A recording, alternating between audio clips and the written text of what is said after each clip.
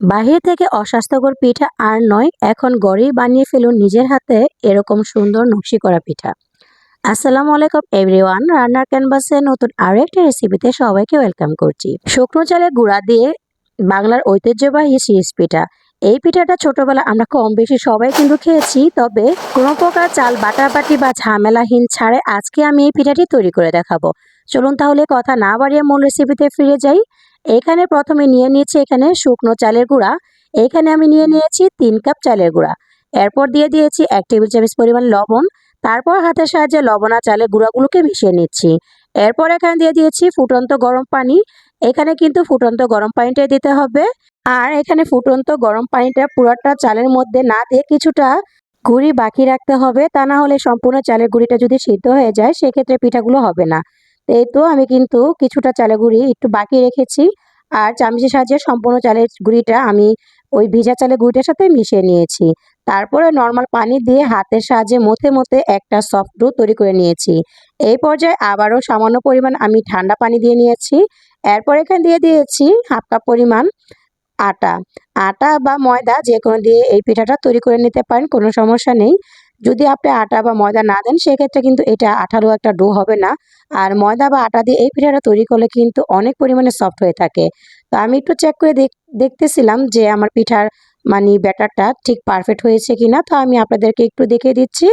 এখান থেকে আমি কিছুটা গোলা নিয়ে নিয়েছি সিরিজে। তারপর হচ্ছে এই চালের গুঁড়ার উপরেই আমি পিঠা বানানোর চেষ্টা করছি। আর এখানে যদি আপনাদের গোলাটা একটু শক্ত হয়ে যায় সেক্ষেত্রে আবার একটু পানি দিয়ে একটু নরম করে নেবেন।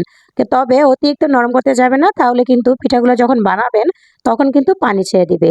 আচ্ছা, এখানে বলে দিই, এখানে আমি 3 রকমের কালার দিয়ে আজকে পিঠাটি তৈরি করব। তো এখানে একটা কালার আমি সাদা রেখেছি, আর আরেকটা হচ্ছে এখানে আমি গোলাপি কালার রং দিয়েছি, আর আরেকটার মধ্যে জর্দা রং দিয়েছি।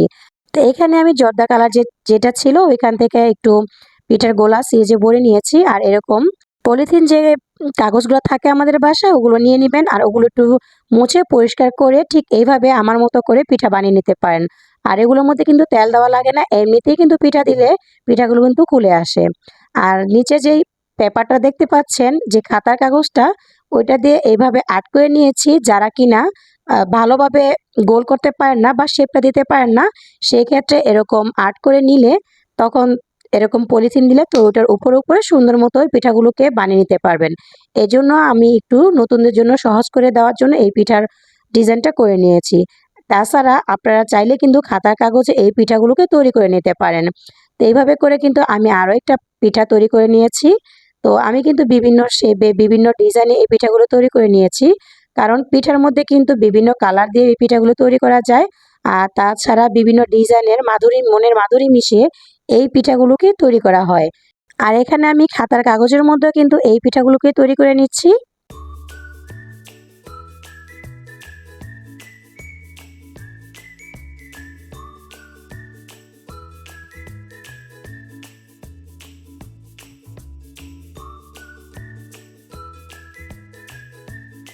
তো এখানে আমার কিন্তু অনেকগুলো পিঠে বানানো হয়ে গিয়েছে। আর এখন পিঠাগুলো আমি ভাপ দিয়ে নিব। ভাপ দেওয়ার জন্য এইখানে আমি একটা হাঁড়ি নিয়েছি, আর হাঁড়ির উপরে সুতি ওড়না দিয়ে তারপর হচ্ছে বেঁধে নিয়েছি, আর ভিতরে পানি দিয়ে পানিটা বলকানি নিয়েছি। এখন আমি কাগজের তৈরি পিঠাগুলো দিয়ে দিয়েছি, তারপর পলিথিনের তৈরি পিঠাগুলো দিয়ে দিয়েছি। এখন আমি ঢাকনা দিয়ে অপেক্ষা করব ঠিক 3 সেকেন্ডের মতো। এই 3-4 সেকেন্ডের মধ্যে কিন্তু এই পিঠাগুলো একদমই সিদ্ধ হয়ে যাবে। আর এই পিঠাগুলো দিয়ে কিন্তু অনেকক্ষণ পর্যন্ত অপেক্ষা করতে হয় না। নিশ্চয়ই দেখে বুঝতে পেরেছেন যে কতটা সুন্দরভাবে এই পিঠাগুলো খুলে যাচ্ছে। এই তো দেখেন, আমি এখন কাগজ থেকে এই পিঠাগুলো খুলে নিচ্ছি।